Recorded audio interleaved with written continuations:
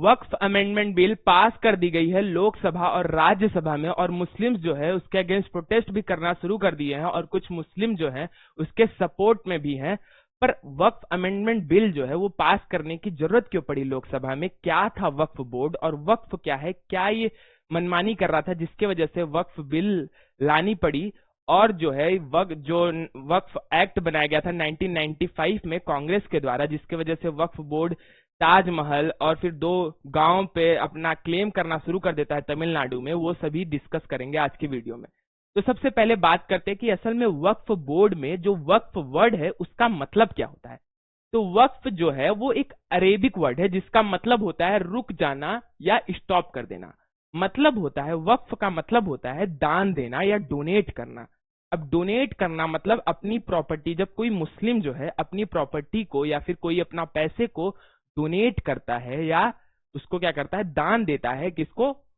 अपने धर्म को, इस्लाम धर्म को, और उस जो प्रॉपर्टी दी गई है उसकी, जैसे लैंड दिया गया है, उसको उस किसी अच्छे काम के लिए या किसी जरूरतमंद के लिए उसको यूज किया जाए। जैसे मान लो अगर जो जमीन दिया किसी ने, किसी मुस्लिम ने, उस पे स्कूल बनाया गया, जैसे मदरसा बनाया गया, या फिर उस पे मस्जिद बनाई गई, या फिर उस पे कब्रिस्तान बनाया गया या हॉस्पिटल बनाया गया, तो उसको यूज लिया जा रहा है अच्छे काम के लिए, ना कि ऐसे फालतू की कुछ उसके लिए कुछ भी गलत काम करने के लिए यूज नहीं किया जाता, उसको अच्छे पर्पस के लिए यूज किया जाए।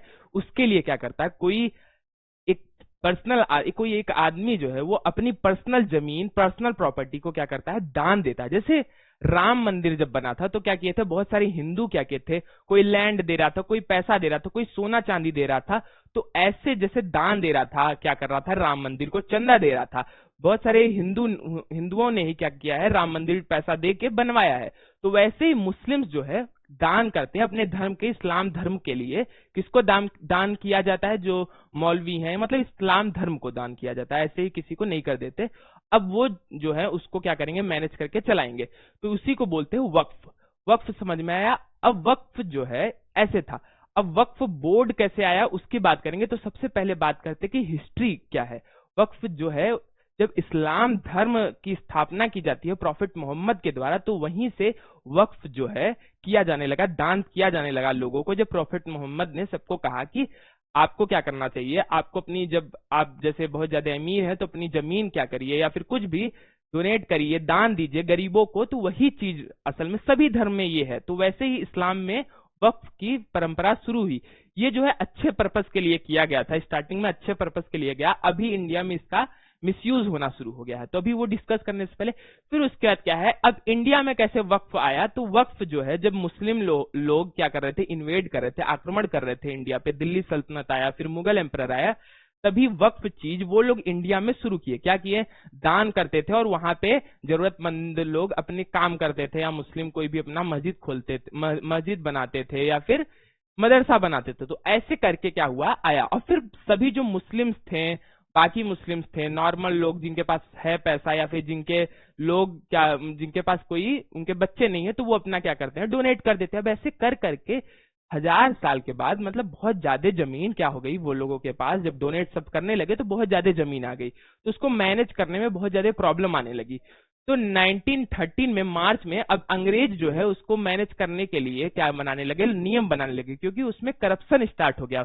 जब लोग डोनेट कर रहे थे, उनको लगा कि इस्लाम धर्म में डोनेट कर रहे हैं मुस्लिम्स, तो उसको क्या किया जाएगा, अच्छे काम के लिए यूज किया जाएगा। पर उसमें क्या होने लगा, करप्शन होने लगा। जो पावर में थे, जो मौलवी वोलवी, उसमें क्या करने लगे, करप्शन। तो नियम बनाया गया, मुसलमान वक्फ वैलिडेटिंग एक्ट, ये अंग्रेजों ने बनाया। जब अंग्रेजों का राज था भारत पे, तब इस पे भी मुस्लिम्स को बुरा लगा, वो प्रोटेस्ट करना शुरू किए, पर ये नियम बनाया जाता। अब 1923 में एक और नियम बनाते इसको मैनेज करने के लिए, कि प्रॉपर मैनेज हो, बहुत ज्यादा जमीन जो आ गई उसको मैनेज किया जाए।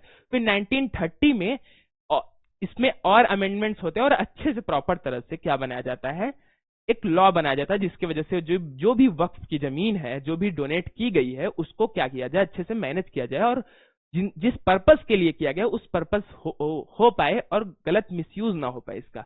फिर जब भारत आजाद होता है तो 1954 में जो पंडित नेहरू हैं, इसको अच्छे से और चलाने के लिए क्या करते हैं, वक्फ एक्ट नाम से 1954 में लाते हैं, और इस वक्फ एक्ट में वक्फ बोर्ड बनाया जाता है।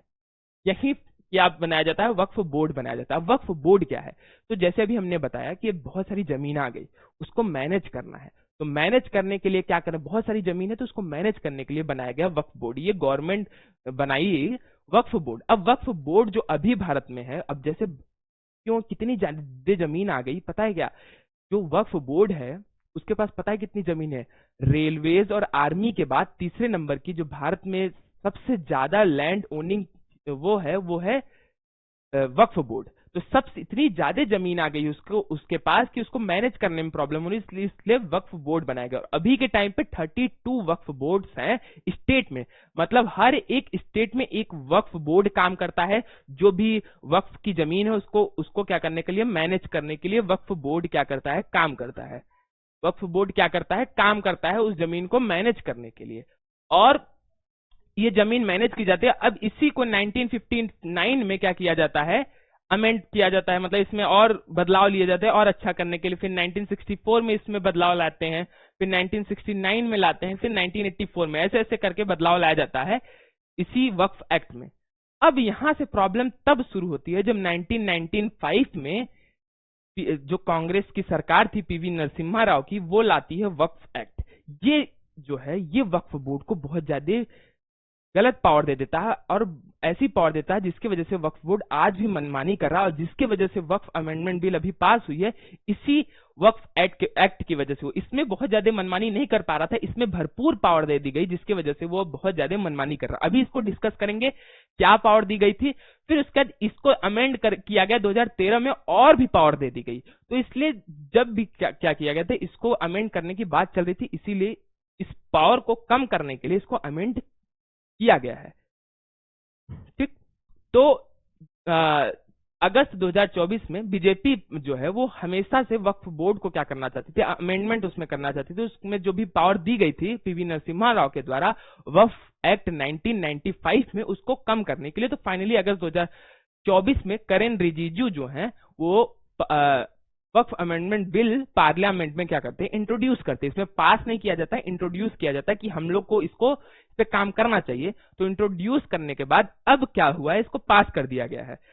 तो सबसे पहले बात करते हैं कि जो 1995 में वक्फ एक्ट नरसिम्हा राव के द्वारा पास किया गया था, उसमें बताया जाता है, अपोजिशन जो बोलते हैं, बीजेपी जो बोलती है कि मुस्लिम्स का वोट पाने के लिए ये लोग मनमानी पावर दे दिए। तो पावर क्या दिए थे कि जो वक्फ एक्ट 1995 था उसमें वक्फ बोर्ड को इतनी पावर थी कि वो किसी की भी जमीन पे क्लेम कर सकता था कि ये जो है वक्फ की जमीन है, बोल देता, ऐसे बस बोल देता कि ये वक्फ की जमीन है और नोटिस भेज देता। जैसे मान लो कि हम हैं और वक्फ ने हमें नोटिस भेज दिया, वक्फ बोर्ड ने, कि ये मेरी जमीन को बोल दे कि मेरी जमीन है, ये वक्फ की जमीन है, तुमने इस पे कब्जा किया। अब हमको जब बोल दिया वो, तो हम क्या करें, तो अब हमें चाहिए इंसाफ की ये जमीन जो है मेरी मिलनी चाहिए, हमें इंसाफ चाहिए। तो हमें कहां जाना पड़ेगा, कोर्ट में जाना पड़ेगा, हाई कोर्ट में जाए या फिर सुप्रीम कोर्ट में, डिस्ट्रिक्ट कोर्ट में। पर इस 1995 वक्फ एक्ट में बनाया गया कि हम कोर्ट भी नहीं जा सकते। मतलब एक तो वक्फ बोर्ड ने मेरी जमीन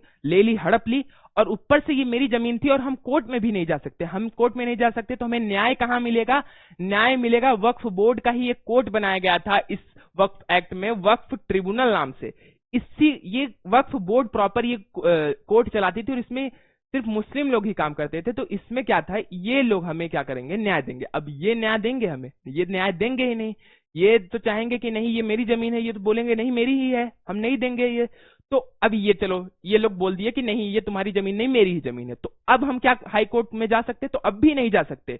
इन्होंने जो फैसला सुनाया उसको हमें मानना पड़ेगा, हम ऐसे नहीं जा सकते हाई कोर्ट में। तो ये जो है मनमानी करके इस 1995 के वक्फ एक्ट में ये पावर दे दी गई थी। इस पावर की मिसयूज करके ये लोगों ने, वक्फ बोर्ड ने क्लेम करना शुरू कर दिया। एक तमिलनाडु में गांव था, उस पूरे गांव को ही क्लेम करना शुरू कर दिया कि ये पूरा गांव ही क्या है, वक्फ बोर्ड का है। इसके वजह से प्रॉब्लम आई। तो यहाँ के लोगों ने, अब इसी गांव में बहुत सारे मंदिर भी थे, उन मंदिर को भी बोलने लगा कि ये क्या है, वक्फ बोर्ड के अंदर है। अब जब प्रॉब्लम आई तो प्रोटेस्ट करना शुरू किए वहां के लोग। अब क्या था कि इसमें नियम के अनुसार तो क्या कहाँ जाना चाहिए, लोगों को इंसाफ चाहिए, न्याय चाहिए, तो वक्फ ट्रिब्यूनल में जाना चाहिए, जो वक्फ बोर्ड का क्या था, कोर्ट था।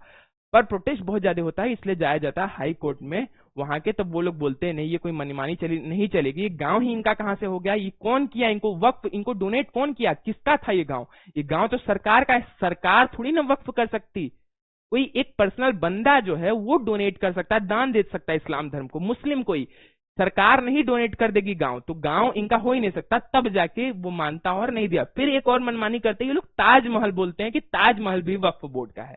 अब ताजमहल कौन इनको डोनेट किया, वक्फ किया जाता है ना, तब तो वक्फ बोर्ड की प्रॉपर्टी बनती है, दान दिया जाता, तो ये दान कौन दिया, ये तो शाहजहां ने बनवाया था, तो यहां भी ये लोग फंसते हैं।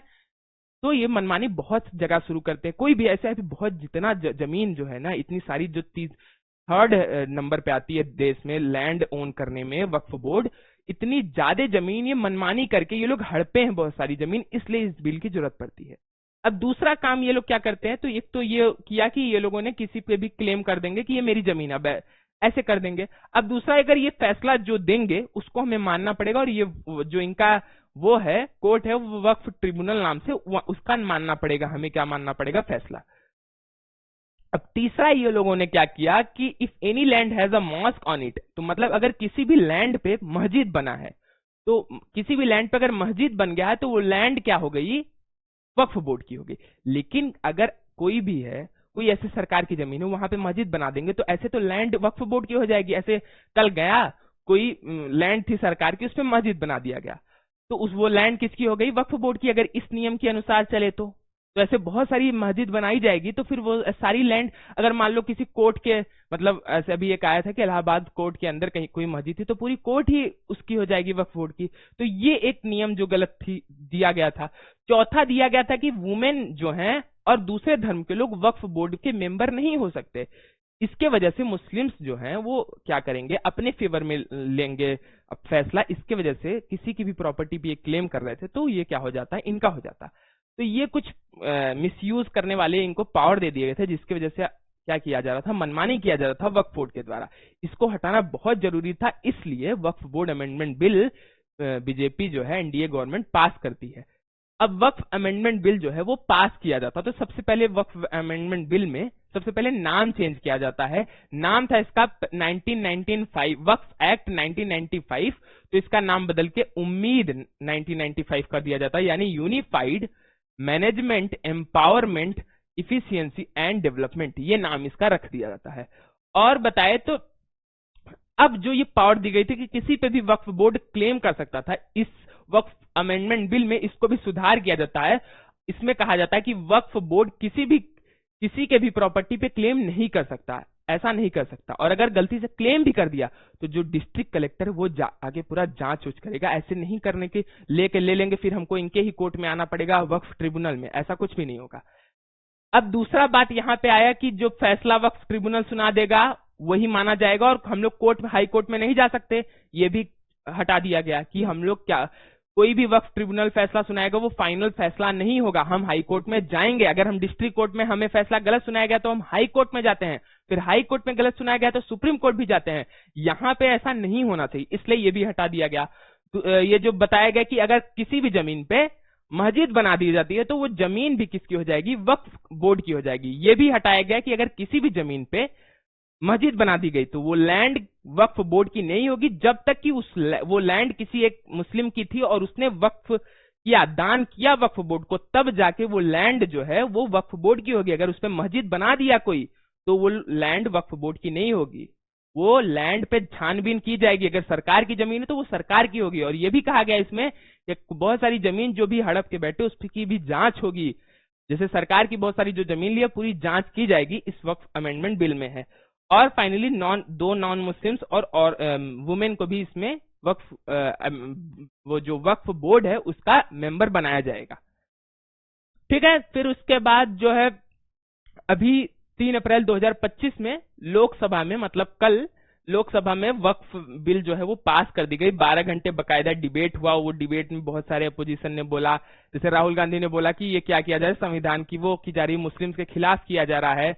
तो ये सब वो नेता लोग आपस में बातचीत करते, कोई कविता गाता है, ये मत करिए वो मत करिए, तो वो सब चलता है। पूरा 12 घंटे का डिबेट चलता है और 288 मेंबर जो होते हैं वो वोट करते हैं फेवर में कि ये बिल पास होनी चाहिए, और 232 जो है वो क्या करते हैं, अगेंस्ट रहते हैं। 288 मेजोरिटी था, इसलिए ये बिल पास कर दी जाती है। अब राज्यसभा में भी बिल पास होनी चाहिए, तो राज्यसभा में बिल 4 अप्रैल 2025 को क्या की जाती है, पास कर दी जाती है।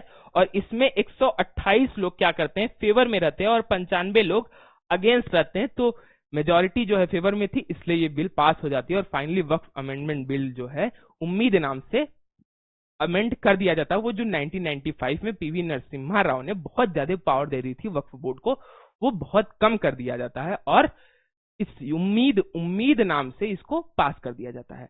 तो वीडियो आपको कैसा लगा ये कमेंट करके बताना। Thank you very much.